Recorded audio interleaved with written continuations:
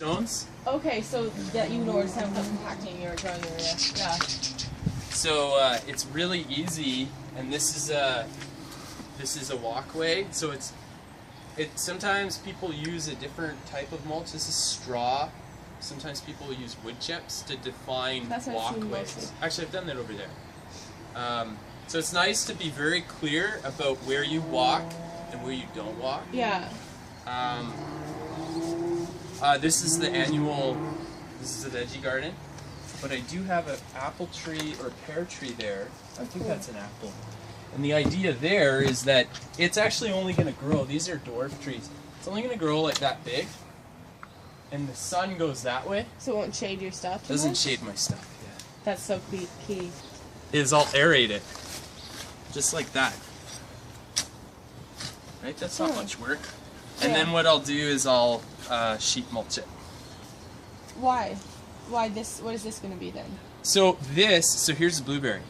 Oh, awesome. And I put one there, and I put one there, just to see how well they did, like as an experiment. This one was really suffering because it wasn't getting enough water. So, and then I started building this, and I was like, wow, there's so much water pooling there. So I'm going to move it, and then I'm just going to go like blueberry, blueberry, blueberry, blueberry, blueberry, blueberry. You know what I mean? That's so good. And then these You're rolling blueberries. Yeah. Well, I figure if you're going to do it, you may as well make enough that you actually get to appreciate it. Yeah, make pies and stuff and not just like garnish things. Yeah. This is, permaculture, they say, maximizing production while minimizing work. Sounds good to me. Sounds good, right? Yeah, no flowers in the yard. So this is lemon balm, and that's a mint, another mint, another mint. This is a native flower. Oregano, I love rosemary. 3 rosemary, some flowers, strawberries. And deer don't get in? No, there's not a lot of deer in this area though. Right.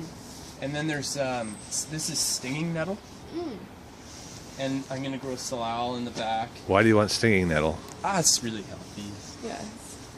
And these freaking slugs. These are Goji Berries. Oh, really? Yeah. That's so cool. And they grow as like a vine. So they're going to grow up all here, and there'll be this wall of Goji Berries. Really good for you. So, like, my homework is, like, figure out a bit more about where the water's coming from. And then even regardless of where it's coming from, there's definitely, like, a big depression. And, like, right through the center, I do want a path to go from, like, the house to the back. And I thought, like, what I would do, is walking, compacting stuff more.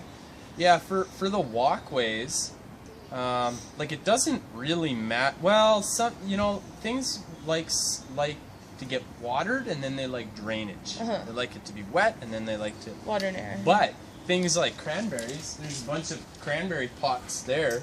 They're like a ground cover that love boggy terrain. That's right? so funny. They love mine. So rather than trying to fight things, if you find a way to just work with them. So you say don't even worry about leveling it off, or can I add sand? Will sand be negative to add at all? Like, if you have a very clay-like soil, it probably wouldn't do any harm to add some more sand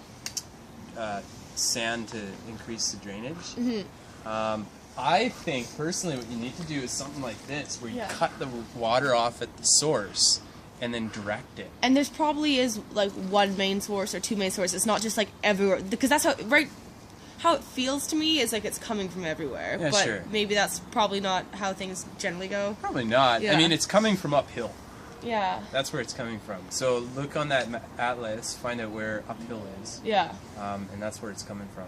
And I think, like, I'll come over. Yeah. Because please. What I wanted to do is, like, show you a bunch of stuff. Do with something, yeah. Yeah, and then you get to think about it, and then, like, it's all a process, right? Yeah. If I went to your house and said, oh, you should do this and this and this and this and this and this, it's all, like, you know, it's better to see it in person and see it happening. Yeah. This is, like, that's a fruiting fig tree now, and that's only, like, 3 or 4 years old. That's crazy. I love figs. I had no clue that they grew here. Yeah. Desert King. Pear, that's the variety? Yeah. cool. And there's two more.